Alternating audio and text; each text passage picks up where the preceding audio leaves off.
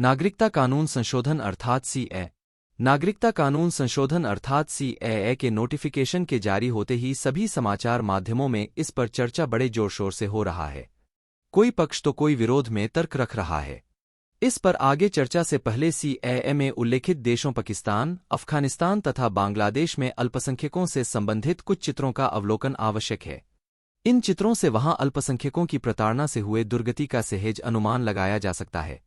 इसे कुछ तथ्य जैसे पाकिस्तान में 1947 में हिंदुओं की संख्या लगभग 2.5% था, जो कि 2020 में मात्रा 1.6% रह गया है। हिंदुओं को बलपूर्वक प्रताड़ित करके मुस्लिम धर्म अपनाने के लिए बाध्य करना संख्या में बड़े परिवर्तन का कारण हो सकता है। पेशावर में चर्च पर हमला करके पादरी की हत्या ईसाइयों पर भी अत्याचार को दर्शाता है। बांग्लादेश में इस्कॉन मंदिर के पुजारी की हत्या तथा हिंदू मंदिर में तोड़फोड़ करके मूर्तियों को खंडित करना। अफगानिस्तान में बामियान में यूनेस्को द्वारा मान्यता प्राप्त विश्व धरोहर को तालिबान द्वारा पूरी तरह से नष्ट कर दिया गया। यह बौद्ध धर्म के प्रति प्रताड़ना का प्रमुख उदाहरण है।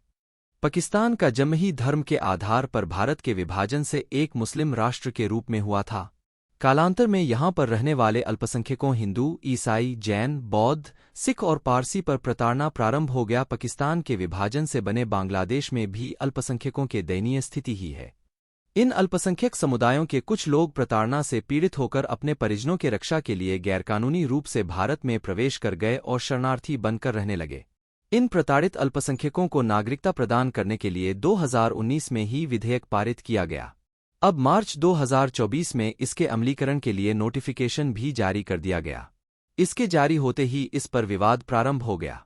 हम सीएए के प्रावधानों के बजाय इस पर हो रहे विवाद के कुछ बिंदुओं पर चर्चा करेंगे। कहा जा रहा है कि यह भारतीय दर्शन वसुधैव कुटुंबकम तथा धर्मनिरपेक्ष के अनुरूप नहीं है। ऐसा कहना सर्वथा अनुचित है, क्योंकि वसुधैव कुटुंबकम के अनुरूप ही अल्पसंख्यक धर्मों के प्रताड़ित लोगों को नागरिकता प्रदान करके क्या किया गया है, प्रावधान किया गया है। ऐसा भी कहा जा रहा है कि यह आगामी लोकसभा चुनाव में सत्ता पक्ष के लाभ के लिए किया गया है, किंतु इस कानून के प्रावधान के अनुसार इन देशों के उन प्रताड़ित लोगों को नागरिकता प्रदान किया जाएगा जो कि 31 दिसंबर 2014 से पहले भारत आए होंगे। भाजपा तो 2014 में ही सत्ता में आई थी। अगर उनका ये उद्देश्य होता तो वे इस तिथि को 31 दिसंबर 2020 कर दिए होते, किंतु उन्होंने ऐसा नहीं किया है। कुछ विद्वान सीएए को एनआरसी के साथ जोड़कर यह सिद्ध करने का प्रयास कर रहे हैं कि इसके द्वारा मुस्लिम वर्ग के लोगों की नागरिकता से वंचित किया जा सकता है।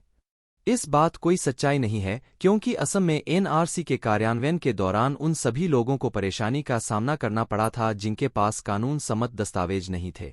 कुछ विपक्ष के राजनेता लोगों को भय दिखा रहे हैं कि इससे बड़ी संख्या में इन देशों के लोगों को नागरिकता मिलने के कारण यहां के मूल नागरिकों को नौकरी, रोजगार मिलने में परेशानी होगी। ऐसा कहने वाले भूल जाते हैं कि आज इन 3 देश के जिन पीड़ित लोगों को नागरिकता प्रदान किया जाने का प्रावधान किया गया है, वे कभी अखंड भारत के ही नागरिक थे और उनके पूर्वजों ने विभाजन के पश्चात अपने मूल भूमि पर ही रहने का विकल्प अपनाया था, किंतु उन्हें इस बात का कतई अंदाज नहीं था कि इससे न केवल वे अपने लिए किंतु अपने आने वाली पीढ़ी के लिए भी न सुलझने वाली समस्या में झोंक रहे हैं। यह सीएए कानून तो उन दबे कुचले अखंड भारत के लोगों की सहायता के प्रति एक कदम है। अंत में मैं यही कहना चाहूंगा कि यह कानून नागरिकता प्रदान करने के लिए है, न कि किसी की नागरिकता छीनने के लिए। बहुत जल्दी ही लोकसभा का चुनाव होने वाला है। राष्ट्र में लोगों की समस्या से सभी नेताओं को अवगत कराए और इनके समाधान के विषय में उनकी योजनाओं की जानकारी भी मांगे, न कि सीएए के बहस में भटके। जय हिंद, जय भारत।